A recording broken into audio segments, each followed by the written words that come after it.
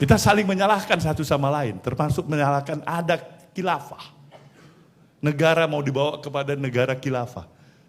Mungkin ada 2, 3, 5 kelompok dibandingkan 270 juta bangsa Indonesia ini. Bilanglah ada, katakanlah 100.000 orang. Kita memang tidak sepakat dengan itu. Tapi harusnya kita berbesar hati. Masih ada 270 sekian juta lagi yang tidak sepakat dengan negara khilafah itu.